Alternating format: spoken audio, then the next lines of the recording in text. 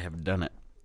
I have officially met the Karen status, or the male version of a Karen. What is a male version of a Karen? Let's look it up. Just kidding, I already looked it up. Apparently, the male version of a Karen is Ken. I thought it was a Kyle. But there's also another one that I saw in here that the male equivalent of Karen is Terry. Sorry, Terry. I do have a friend named Terry. I don't think he's a Karen. Whatever. According to my oldest daughter, I have officially hit Karen status. I posted a video the other day on my personal Facebook and Instagram about I was shooting outside. I went out to the desert not far from my house. And when I got there, there's just junk.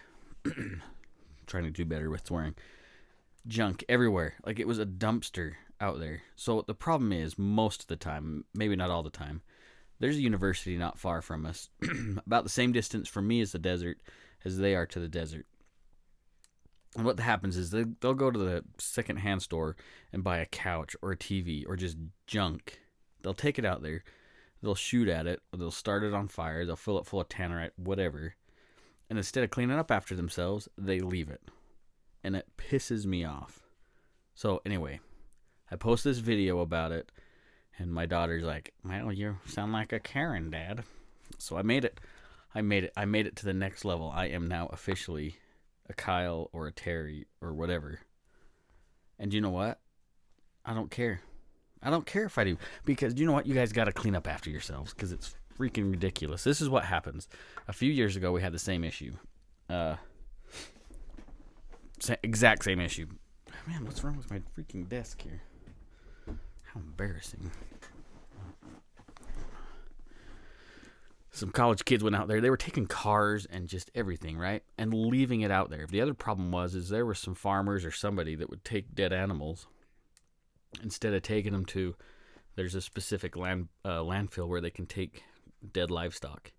Nope, they would just take it out there and let the carcass rot and the coyotes would eat it, which maybe not be as bad as the other stuff, but it's still gross, right? So what happened is Bureau of Land Management decided they had enough. And so they shut down a huge portion of area. There's a lot of really good shooting spots out there with great backstops, 2, 3, 4,000 yard spots out there. 400, not 4,000, sorry. Great shooting spots nonetheless. And then what happened was that because of the crap out there, BLM decided to go out and clean it up. And then they fenced off all these areas and couldn't go out there anymore. So yeah, I get a little upset because I do like to shoot out there. And if that makes me a Karen, so be it. But in reality, it should be that you stupid college students are going to school to be adults, right? You should be smart because that's what college does to you. You know, in reality, school's for dumb kids. I hate to break it to you. But yeah, it pisses me off, right? So that made me think maybe we need to do something a little bit different about the podcast. In this episode, I mean. What do we do when we go out to any range? We've talked about range bags. We've talked about what gear you need in the range bag. You know, good eye and ear protection, good medical equipment, just stuff like that. Target, you know what I'm saying. Maybe we need to talk about what you do post-range visit. Because I don't think we've ever talked about that before. And you can tell I'm a little wound up, a little excited about this. I need to chill. I need to slow down. Nestle into my desk. Man, something is wrong with this desk, I'm telling you.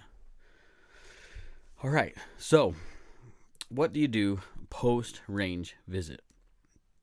Very first thing is, whether you are at an organized indoor or outdoor range, yeah, clean up after yourself. Don't leave a mess. At an indoor range like the one I worked here in Idaho Falls, or when I was at Independence in Boise, we asked people just to police their brass. It's not hard. You take a squeegee. Either you collect it, like if you're a reloader, or you push it down past the firing line, and it's easy. Put your targets in the trash, or unless you want to keep them. Whatever ammo boxes you have, just just clean up after yourself. It's not a big deal, right?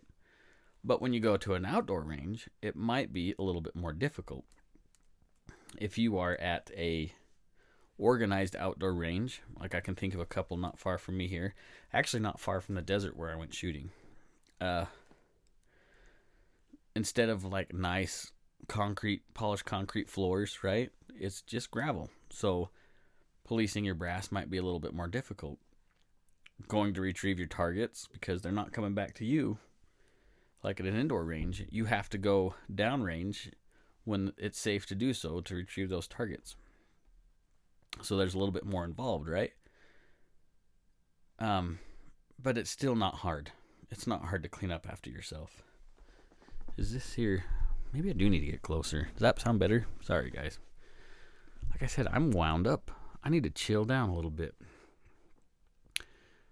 Or if you decide to go out on public land, which it is completely legal to go shoot at public land. I'm not an attorney. Maybe your state is different, right?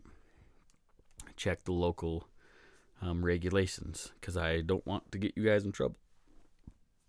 I promise I'm not drunk. Just had a Dr. Pepper. But the problem is when you go out shooting with your buddies out on public lands, it is a little bit more difficult to clean up. A lot of times what happens is, right, you guys are totally excited. You're having a good time. You're shooting shotguns, right? You're throwing clays with your hand thrower or whatever. And there's shotgun shells everywhere. Your brass is everywhere if you're shooting handguns or rifles, especially semi-autos, right? Just stuff goes everywhere. How do you mitigate that? What do you do to make your life easier? Well, first thing is, get a good rake. It's not that big of a deal, right? If you get a good rake that's got a comb that's a little bit closer together, it'll give you a chance to gather up that brass. Gosh, I think I'm getting a cold. And a rake works great for shotgun shells. Great. Another one that you probably should adopt right away is just get yourself a good tarp that's pretty big, right? 10 by 20 or something like that. Doesn't take up much space when it's folded. You could put it in your trunk or in the back of your pickup or whatever. But before you even start shooting, you just roll that tarp out, and then all that brass or spent shotgun shells, they land on the tarp. You just roll it up, dump it in a box or whatever, or leave it rolled up and put it in the back of the car. It's pretty simple, right? It's a no-brainer. But don't leave trash out there on public lands. That's not fair for the rest of us that trying to enjoy our Second Amendment. It's just not fair. It does ruin the landscape, and that's something that is really a black eye to the shooting community, right? We're trying to make the best impressions possible to people that may not think like us as far as our Second Amendment rights go. Don't give them any excuses to cause problems, to shut the property down to where we can't go out there. Yes, I know it's public property. We own it, right? We pay the taxes, but somebody still has to take care of it. And if we don't take care of it, the state will. And one of the ways that they will take care of it is they'll just fence it off. I've seen it done. We have lost some awesome shooting spaces out there in public land because of that. And it's not fair. All right, so your range visit's all done. You've cleaned up your mess like a good responsible shooter has. You've made sure you checked all your gear. You made sure everything's good to go. One thing you might want to check as well, if it's not your carry gun, make sure your firearms are unloaded, safely unloaded. Now we talk about safely unloading. We're talking about keeping the gun pointed downrange. If we're shooting a handgun, semi-auto handgun, we're going to pull that magazine out. We're going to rack that slide 2 or 3 times just to be better safe than sorry. We're going to visually and physically check that gun is unloaded, and then we'll put it in our range bag. Okay? Don't slide that magazine back in it and then drop the slide, because guess what? You just put a loaded gun back in there.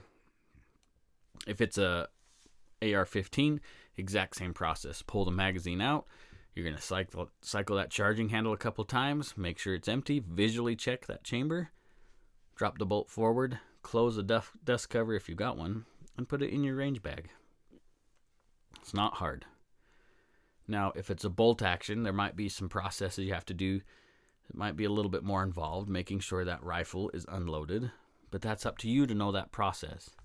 It might be that you just cycle that bolt, or maybe it's a lever action. You're running that lever action and getting rid of those unspent cartridges out of the internal magazines. Shotgun, same thing. Run the pump or whatever you need to disperse that unused ammo out of that if it has any. Why do we want to make sure that our firearms are unloaded? It should be pretty obvious. When you go back home and you have your cleaning party and you're starting to tear down your firearms, for some reason, sometime between that loading your unloaded firearm in your range bag to when you get home, maybe we didn't unload it and an accident could happen, okay? We need to be really anal retentive about making sure that our firearms are clear and safe whenever we're storing them.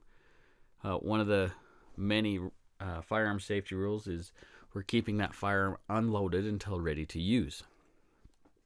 And if we're taking that gun back to clean, that's not ready to use.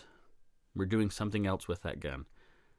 Unload them, please. It's better safe than sorry. I know maybe that sounds ridiculous because you'll never make that mistake or whatever. But why even risk it? Why risk the odds or the small chance that something could happen? It's not worth it, right? So then we get home to clean our firearms. We've made sure they're clear. We put them away properly. We get back to our little man cave, gun cave, whatever you want to call it. And we're going to clean our firearms. It's up to you to learn how to clean. We're not going to talk about how to clean every style of handgun or firearm or whatever in this podcast. There's not enough time to do it, and I'd probably miss something because there's just so many different things out there. Between cleaning products, between what your gun may specifically need, maybe there's something that your granddaddy does that I think is stupid, or vice versa, right? It's up to you to learn how to clean your gun and how to oil it. In your little owner's manual, when it comes with your firearm, if you bought a new one, it'll tell you where to oil your gun and how to do it. Just follow those regulations. Not regulations, but just do what it says, all right? Just do what it says in the instructions. It's not that hard. And then you can put the gun back away in your safe or somewhere that you're keeping any unauthorized users to get a hold of it. I'm getting a little scruffy, aren't I? Why do we have such a big deal about this? Why am I having such a Karen moment over this? Safety is a big thing for me, right? We've talked about how I've taught a lot of different classes, from little kids to old people, right? I've taught defensive carry classes. I've taken a few classes. I've spent a lot of time around new shooters and experienced shooters alike. One thing that is a problem throughout that whole tier of experience is sometimes we tend to get lax on the important things. That's why the basic firearm safety rules are so important. That's why we have to be absolutely religious about those things, because we want to mitigate any kind of chance of something bad happening. Okay? It's pretty simple. But what does that have to do with cleaning up after ourselves at the range? No, an accident may not happen at the range if we leave our brass on the floor or on the ground out there in the middle of the desert. You're right. Probably won't cause an accident. I actually have seen things happen on indoor ranges where the brass hasn't been properly kept. I have seen things happen. I've seen people fall like roller skates on a concrete floor. Not a good thing. Being a gun owner is not just being a macho guy, right? Owning a firearm is not the end all be all. It's not the answer to every problem. And if you think that way, you need to get some education. Owning a firearm, there's a higher level of responsibility once we go to owning and especially carrying a gun. We're in a whole different tier. We're in a whole new world of how we need to act. I'm sure we've talked about it before, about how we should act carrying a gun if we're concealed carrying or open carry, whatever. There's some things that we need to do as individuals that just need to hold ourselves to a higher standard. The same thing applies to, well, it sounds kind of hippie, I guess, but to Mother Nature, to the earth, to the place where we're shooting, to the land, whatever. Sorry about that. I think I'm getting a cold. It's that time of year. We need to respect what we have. If you've spent $5,000 on a Christensen rifle, you're probably going to maintain that rifle. If all you could afford was a used, whatever, lesser brand name handgun, and that's all you could afford, you're probably going to keep as best of care possible as that firearm. The same thing needs to apply to where we shoot. Ranges like Guns and Gear or Independence, where I've worked, those are privately owned. That's somebody's personal investment. And if we enjoy shooting at places like those, or whatever indoor range you might be at, wherever you live, you need to respect those people's investment. Somebody spent a lot of money. Like, if you guys knew how much it costs to start a range, it's expensive. And even turning on the airflow system is so expensive. I know people don't understand what it costs to just operate a range on a daily basis. It is crazy. We need to protect their investment so we have a place to go shooting. I'm not going to talk about how much it costs to shoot those ranges. That is besides the point. The range fees are set to a point to be able for them to keep their lights on and to keep people working there to keep you safe. That's why. Yeah, it might be cheaper to go out to the land, but you know what? The same principles apply. Whether you believe in God or not, I believe in God. He created this place. We need to be taking care of it. If you're shooting at an outdoor range, some of those are public ranges, some of those are still privately owned, but open to the public. Some of them are owned by the county or whatever. Same things apply. Leave it better than when you showed up, right? They call it no trace camping when you go out camping. Maybe you guys were in Boy Scouts, remember that kind of stuff? No trace camping. Same principles apply. We need to leave it better than what we found it. If you guys understood, one of my, when I was dealing really a lot, man, I can't even communicate, right? When I spent a lot of time worrying about how to operate and maintain a clean range, I had a chance to take some good classes all over the place. When you understand when you see how much it costs for like the EPA to come in and clean a range, if it's a Superfund site or something like that, not a Superfund site, a Superfund site. Some of you will know what that means. That's a lot of money. Maintaining an outdoor range, cleaning the berms, that comes at an immense cost. Huge cost. And if there's any other kind of an environmental contamination problem, it's crazy. If you guys only knew how much it costs to run a range. We need to respect those places. And not shoot them up, not make a mess, not be stupid, but protect them. Same thing when it comes to a state or a city or a county owned range. It's your money. If you're shooting at a place, if it's in your area, you're probably paying taxes to keep that place going. Just maintain it. Take care of it. There is a constant bombardment of anti-gun legislation that comes down the pipeline all the time. And one of those places that come from there is the EPA and OSHA in some cases that are just waiting to tear apart these places for us to shoot.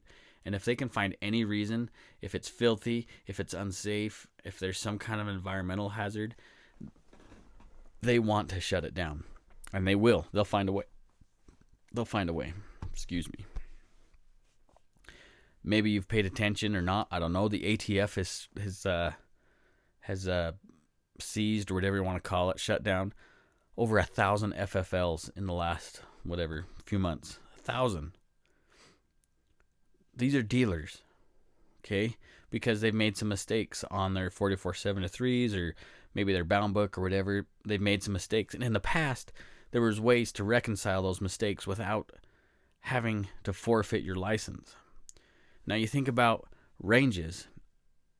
They may not have to deal with the FFL side so much, but they do have to deal with the EPA. They do sometimes have to deal with OSHA, depending on what kind of employment stuff's going on at the range. Nonetheless, there's just a constant battle to keep things going. During the Obama administration, he'd shut down some lead smelters and some lead mining, which made it super expensive to produce ammunition. Maybe you guys knew that, maybe you didn't. So then mining for lead in these ranges became more and more important. Well, if there's a bigger demand to recycle the lead, then that cost goes up. And there are some good companies out there that do mine the berms, whether it's an indoor and outdoor range, but it still comes at a cost. And if we can help offset these problems that these ranges might have by just taking care of it ourselves, obviously you're not going to go mine the berm, but you're going to help maintain the cleanliness and the orderly operation of these places. It's not hard. I guess that's what I'm getting to. It's not hard. And if this sounds preachy, then so be it. So be it. I know what it's like to run a range. I know what it's like to deal with ridiculous amounts of requirements.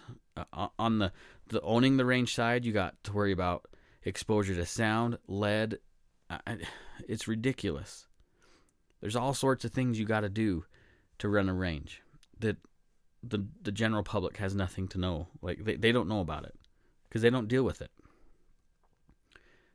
And if we're adding extra burden onto these ranges, it's just going to make it tougher for them to run.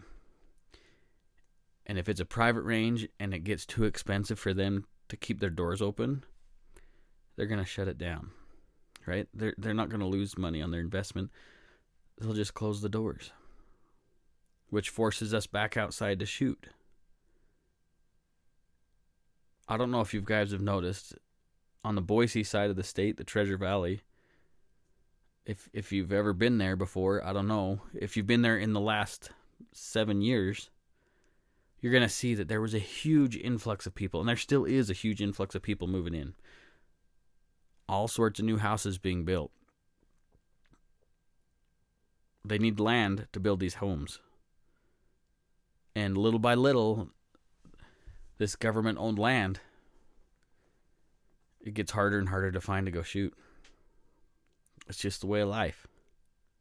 It's happening here too. I mentioned the places where I used to shoot as a kid out here in the desert. Little by little, some of that land got sold. Yeah, public land got sold to private individuals.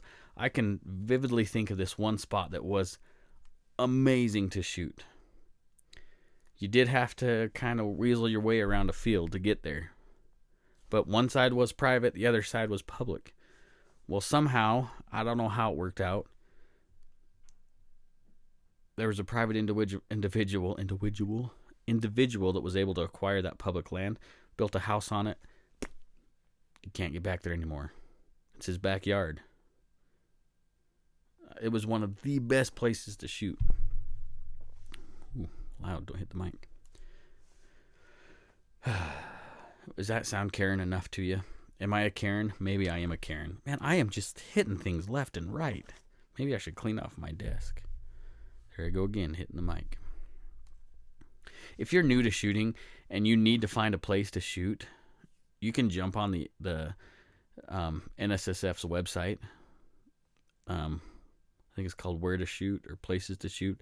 Just get on the NSSF website and you'll be able to find ranges all across America.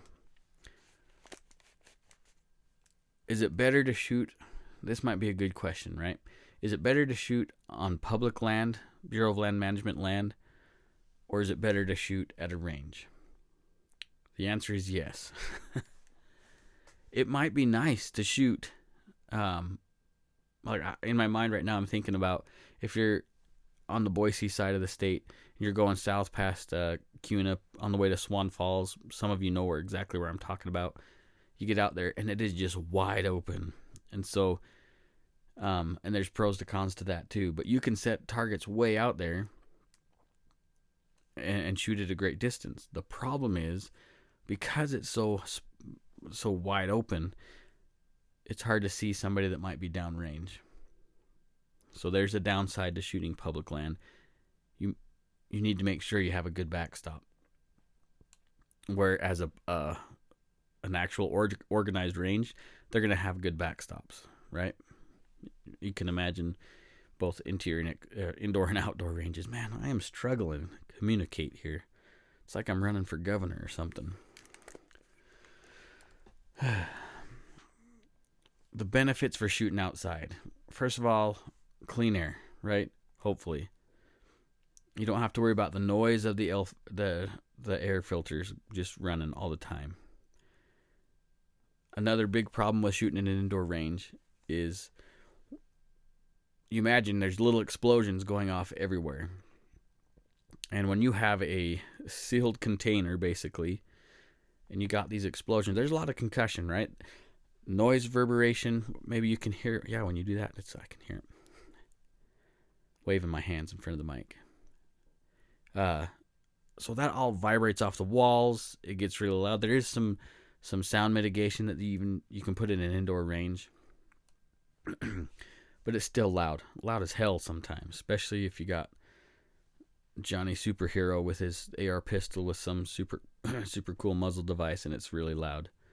Whereas outside, the sound goes everywhere, and so it's not confined to a spot. So there's a benefit there. You may have heard the term, you got to train how you fight. Maybe if you're at this point of your firearms journey, maybe you should be training outside in all kinds of weather. Rain, snow, super cold, super hot, so you can get an idea of how you and your firearm are going to react to any kind of situation. That might be a good idea. Whereas an indoor range, it's the same temperature all year long. The light's always the same, unless you have a cool range where they can adjust the lighting and turn on police lights, that kind of stuff, which is super fun. Messes with your eyes pretty good. So there are pros and cons to shoot outside, organized range or not, or at an indoor range. There's pros and cons to both. And I would recommend spending time at both kinds of ranges so you can do what's best for you. Usually with an indoor range, if safety is a major concern, usually there's somebody there to help you or watch over other people, range safety officers. When I was training my range safety officers, I made sure that they weren't Karens. I made sure that people were having fun, but in a safe way. If there was time to educate somebody, or you could stop a problem from happening before it happened, improper grip with a semi-auto or something like that, they could jump in there and help before minor injuries happen. So they tend to be a little safer. Now, I've noticed that more and more indoor ranges, because sometimes the cost is a little higher to have somebody in the range all the time watching the range, just for insurance reasons. Which is kind of a funny thing, because if you have people officiating the range, it should drop your insurance, and it does kind of, but then your work comp skyrockets because it's a hazardous occupation. So it's first world problem, I guess, right? But normally on an indoor range, you have somebody watching and taking care and managing people's behavior, so it tends to be safer. Sometimes on these outdoor ranges, or if you're just shooting on public land, there's not always somebody there to watch and make sure safety's happening. I can think of an instance. Man, I am really struggling communicating. I can think of an instant where my nephew was shooting at a public outdoor range in Utah. He pulls up. Now they have these concrete shooting stalls basically, but I think there was 2 shooters per stall, or maybe the wall didn't go up all the way. The partition wall, maybe it didn't go all the way up to the ceiling. Either way, my nephew gets out his guns. He's getting ready to shoot, and I mean, there's loud noises everywhere, right? People are shooting. But as he's getting stuff out, he hears the bang, and then it's raining concrete all over his stuff. Okay? So you can see, maybe you can put 2 and 2 together. The problem is that the idiot next to him had a negligent discharge. He fired the gun, pulled the trigger when it wasn't in a safe direction. Yes, there was concrete everywhere protecting other shooters, but he wasn't being safe. There was nobody there to say, hey, dummy, pay attention. That's not quite true. My nephew, who is very vocal and not scared to share an opinion in a kind way, let the guy next to him know how he felt about his poor safety standards, in a calm way, I'm sure. Anyway, he packed up his stuff and he left. He didn't want to be around someone that was going to be unsafe. He just didn't want to deal with it. And that may happen. Honestly, that happens at an indoor range or outdoor range.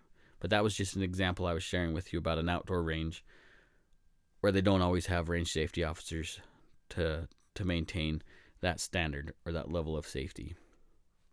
Just things you got to worry about no matter where you shoot.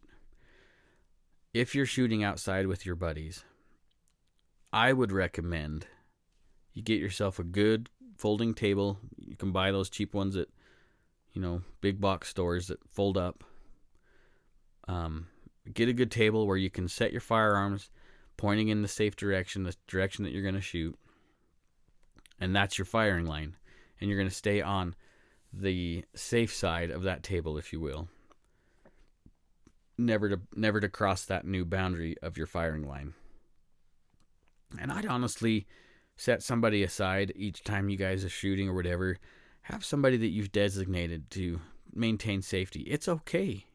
It is way better to be ridiculous about safety than to have to deal with a terrible situation.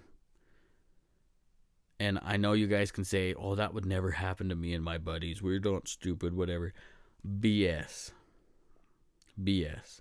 I know what it's like to be that guy at the range doing fun things, air quotes. Maybe letting some of those safety standards drop. And that was before my journey becoming an instructor. That was when I was stupid and young. Okay? Don't do stupid things. Accidents happen all the time. If you're maintaining those firearm safety rules, which are what? First, we're going to treat everything like it's loaded. Because we're treating it like it's loaded, we're never going to point it at something that we're not willing to destroy. We're going to keep our finger off that trigger and outside the trigger guard alongside of the frame of the firearm until we've made the conscious decision to fire. Once we fired that gun, we need to know where that bullet's going and where it's going to stop. We want to know what's in front and what's behind of our target. Once you know those 4 safety rules are good, you're good. Commit those to memory. Please. I'm not going to share a story right now, but needless to say, I haven't seen anybody physically, personally. Well, okay, that's not true. Let's just say your life can change in an instant, and I've seen what accidents can do to people. Okay? I've seen how it changes people when a mistake was made, and it changes them for the rest of their life. Anywho, we don't want to go down the dark side of stuff. We want to keep this light and happy. New shooters. Other things you need to understand at the range. And we kind of talked about this a few weeks ago. Don't be scared to ask for help at the range. In my experience, gun owners are pretty awesome. There are those few people that are annoying, they're terrible, but you get that anywhere. In my personal experience, less than a handful of people in the shooting sports community are jerks that I have dealt with, and but most of the people are that in the community they're willing to help. They want to answer questions. They want to bring new people into the fold. Right? That sounds like we're part of a cult or something, but maybe we are. Cult, COLT, maybe.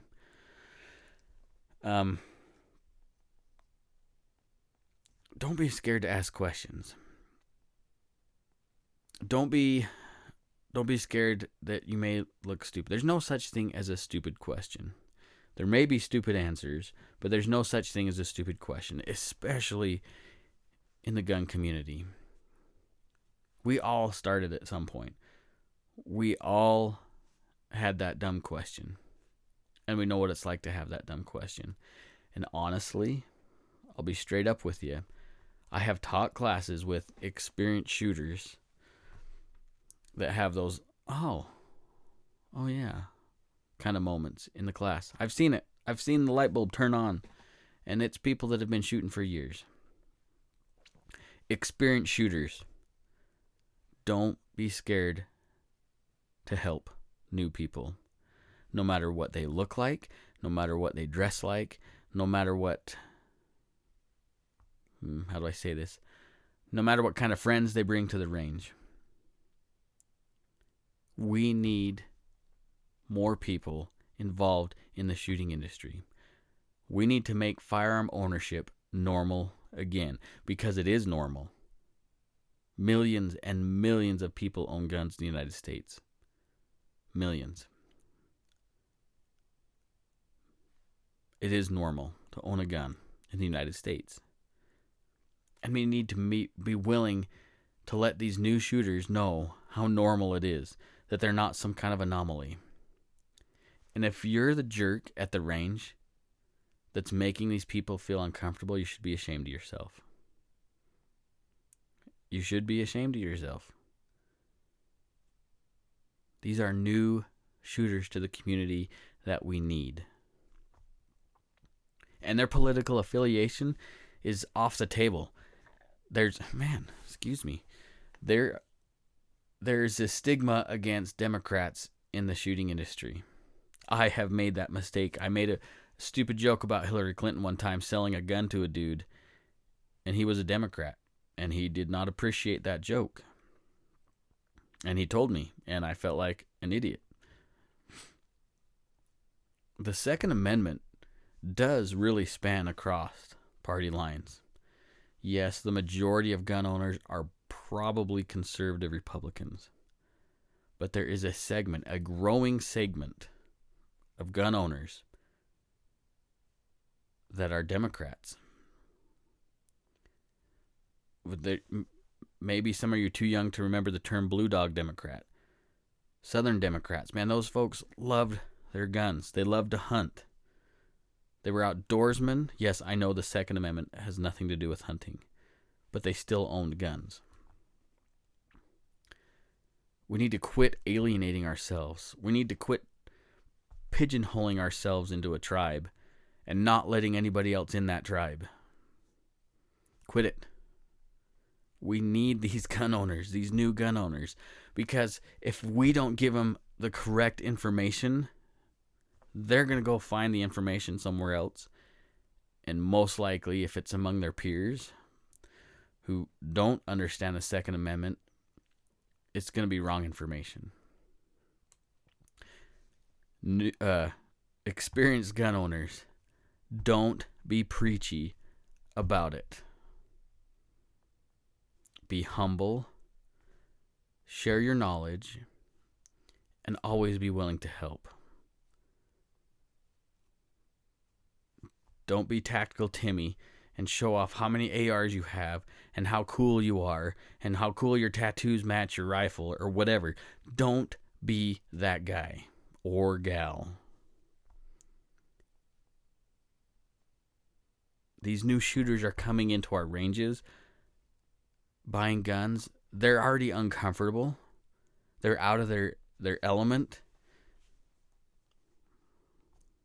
And when they interface with somebody who's a dick, they're not going to want to be part of the fold. They're not going to want to be part of the true reason of the Second Amendment. We need to be better. New shooters, back to you. If you go to a range, if you go to a store and you're dealing with those people, or that person's trying to just pound their knowledge down your throat, especially if it's somebody working there, just go to a different gun store. Just go to a different place.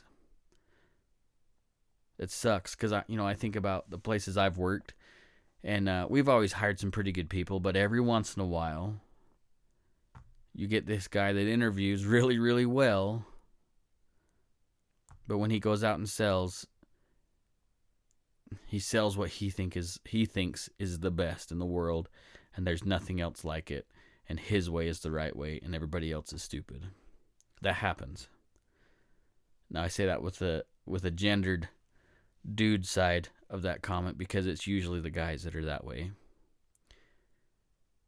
Maybe if you're a new shooter and you're interacting with that person, maybe you need to find, maybe there's a lady there that's working the gun counter or the range.